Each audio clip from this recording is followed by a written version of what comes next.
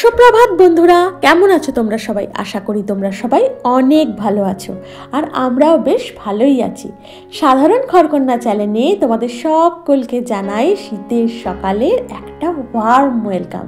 তো চলো তোমাদের নিয়ে শুরু করে দিই আবারও একটা নতুন দিনের নতুন ব্লগ। সকালে ঘুম থেকে উঠে ব্রাশ সেরে চলে এসেছিলাম বাগানে গাছ কটাতে জল দিলাম, আর দেখলে তো একটা ধুতুরা ফুল ফুটেছে, এটাই মনে শান্তি যে আজকে সোমবার, আর একটা জবা ফুল ফুটেছে।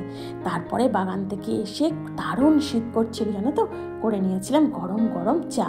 তো চাটা খেয়ে চলে এলাম ঘরদোর পরিষ্কারের কাছে।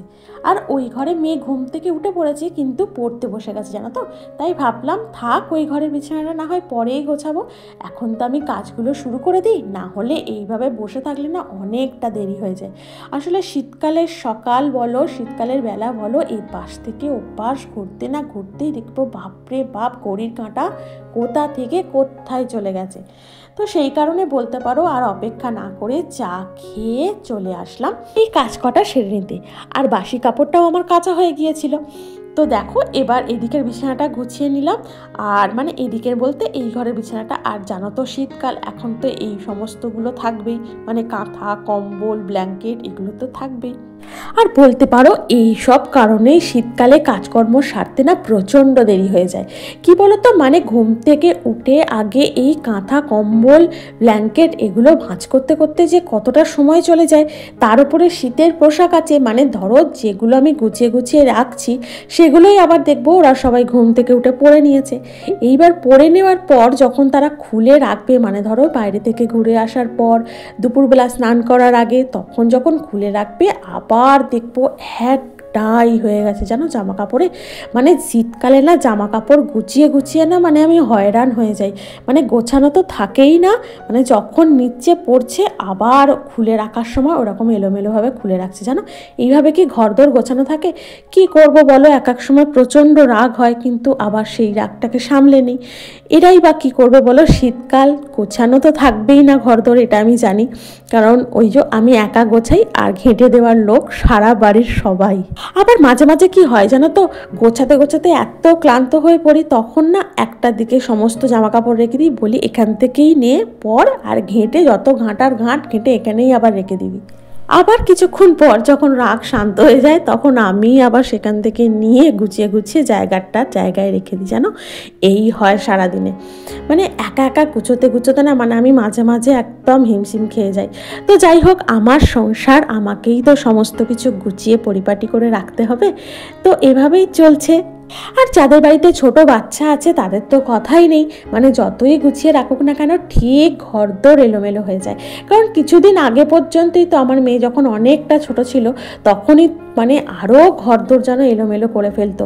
মানে গোছানোর সঙ্গে সঙ্গে গুছিয়ে তো রাখলাম, মানে কিছুক্ষণ পরেই এসে দেখবো এখানে পুতুল, ওখানে খেলাবাটি, ওখানে দেখবো গামছা পরে, ওখানে এটা পরে সেটা পরে, আবার যত গুছিয়ে রাখি আবার কিছুক্ষণ পর ওই প্লাস্টিকের জায়গাটা টেনে টেনে নিয়ে আসতো, চারিদিকে খেলা ফেলা ছড়িয়ে মেলা করে রেখে দিত জানো। তো যাই হোক, এখন ওই জিনিসটা কমে গেছে, কারণ এখন অনেকটা বড় হয়ে গেছে, এখন চারিদিকে ওই যে বইপত্র পড়ে থাকে, সেগুলোকে আবার আমাকেই টেনে টেনে গুছিয়ে জায়গায় রাখতে হয় জানো তো। আর এদিকে দেখো মেয়ে এই ঘরে পড়ছে, আর দেখলে তো বিছানাটার কি অবস্থা, মানে ও এখনও ওই বিছানা থেকে নামেনি, আর ওই ব্ল্যাঙ্কেটটাও আমাকে গোছাতে দেয়নি। তো যাই হোক, ও পড়ে নিক, ওকে তো আর বলতে পারছি না ঠিক আছে তুই ওই ঘরে গিয়ে পড়, কারণ ওই যে একবার পড়তে বসে গেছে, ওখান থেকে যদি আবার ওকে তুলে দিই তাহলে কি হবে, পড়াটার থেকে মনটা অনেকটা সরে যাবে জানো তো। তাই ভাবলাম যাকে পড়ছে পড়ুক, আমি না হয় পরেই বিছানাটা গুছিয়ে পরিষ্কার করে দেবো। আর এইদিকে দেখো আমার মোটামুটি ঘরদোর ঝাড় দেওয়াটাও কমপ্লিট হয়ে গেছে, আর মেয়ে একটু পড়তে যাবে, মানে ওই ধরো 8:30 পৌনে 9 এরকম সময় বেরোবে, কারণ ওর 9:30 থেকে পড়তে যাওয়া আছে, মানে পড়া আছে, তো ওই 8:30 পৌনে 9টায় বেরোবে, আর ওর মনের বাপিও বেরোবে। সুতরাং এদিকে বাসি কাজটা যত তাড়াতাড়ি কমপ্লিট করে নিতে পারবো, তত তাড়াতাড়ি ওদের টিফিনটা করেও দিয়ে দিতে পারবো। আর একে তো এই শীতের দিন, তার উপরে ছোটোবেলা, তার উপরে ঘুম থেকে উঠতে না উঠতেই দেখবো চারিদিকে কাজ একদম ঠিক ঠিক করছে। ও বলবে আমায় দেখ, ও বলবে আমায় দেখ, মানে কোনটা যে আগে করব কোনটা যে পরে করব মাঝে মাঝে আমি মানে নিজেই বুঝতে পারি না। তাই সকালবেলা ঘুম থেকে উঠে আগে একটা প্ল্যানিং করে নিই যে আমি কোনটার পর কোনটা করব। আসলে ঘুম থেকে উঠে অত কাজ থেকে মাথা টাথা গরম করলে তো চলবে না, মাথাটাকে শান্ত করে কোন কাজটা আগে করলে আমার সমস্ত কাজ সময়ের মধ্যে কমপ্লিট হয়ে যাবে সেটাকেই একটা প্ল্যানিং করে তবে কাজে হাত দিই, জানো তো। আর জানো তো কাল যেহেতু রবিবার ছিল তাই ভাবলাম আজকে সকালের টিফিনটা একটু হালকা করেই করি। তো আজকে সকালে না মুড়ি খাওয়া হয়েছে, না তো একটু তরকারি করে নিয়েছিলাম, সেইটা দিয়ে আজকে সবাই মিলে মুড়ি খেয়ে নিয়েছি।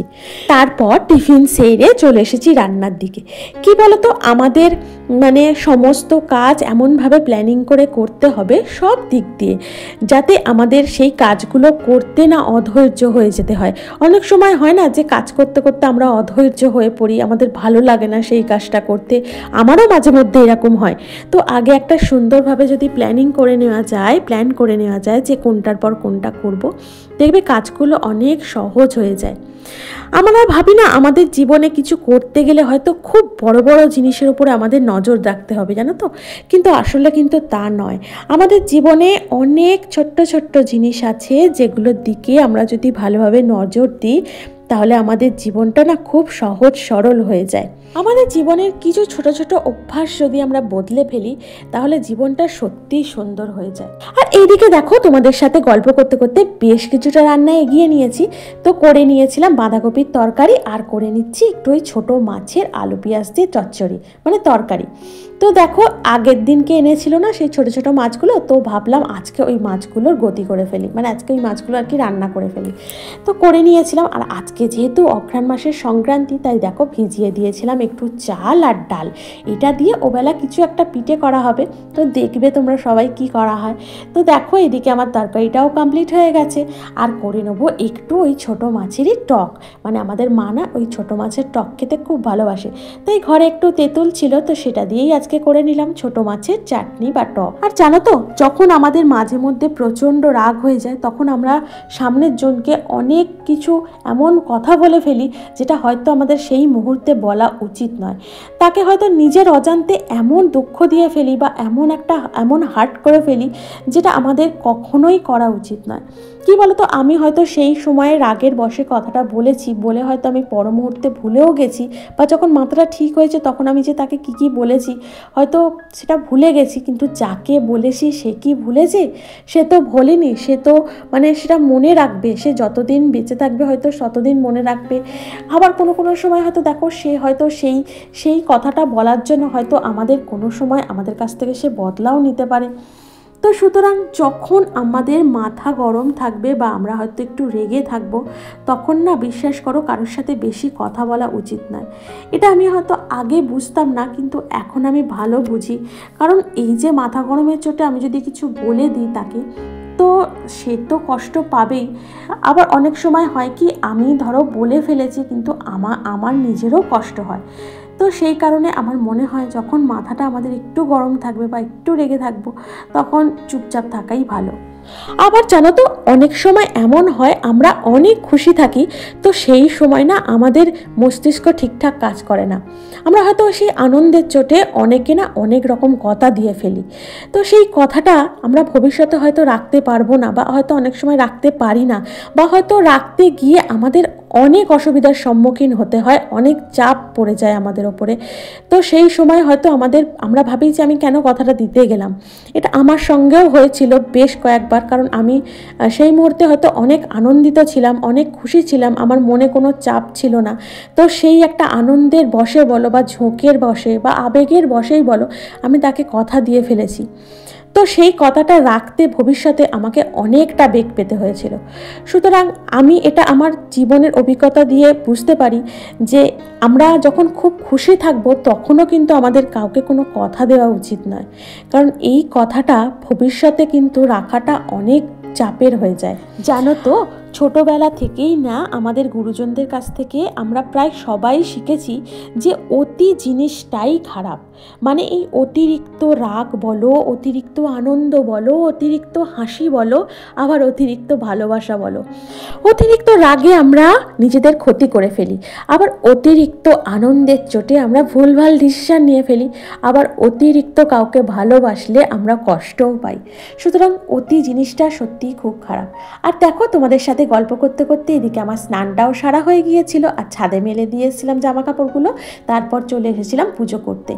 তো আজকে যেহেতু সোমবার, আজকে আমার মহাদেবকে ঘি মধু দিয়ে স্নান করালাম।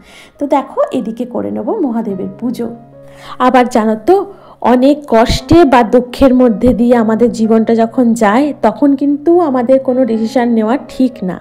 কারণ আমরা কখন কোন দিক থেকে দুঃখ পেয়ে, কষ্টে পেয়ে জর্জরিত হয়ে আছি, তো সেখান থেকে যদি আমি কোনো ডিসিশান নিই, যখন আমার সেই সময়টা কেটে যাবে, তখন কিন্তু সেই ভুলভাল ডিসিশান নেওয়ার জন্য আমাদের পস্তাতে হবে। সুতরাং আমাদের মন মস্তিষ্ক যতক্ষণ না শান্ত হচ্ছে, ততক্ষণ আমাদের কোনো ডিসিশান, কাউকে কথা দেওয়া বলো, এগুলো কিচ্ছু করা উচিত না। আর এদিকে দেখো, সন্ধ্যা হবো তাই জামা কাপড়গুলো তুলে নিলাম, করে নিয়েছিলাম প্রার্থনা, আর নিচে এসে খেয়ে নিলাম চা। আর এদিকে দেখো, মা করে নিচ্ছে খুব সুন্দর সরু চাকলি পিঠা। তো জানো তো, এগুলো না মাই করে প্রতি বছর, যেহেতু মা খুব ভালো পারে, তাই এগুলো না মাই করে।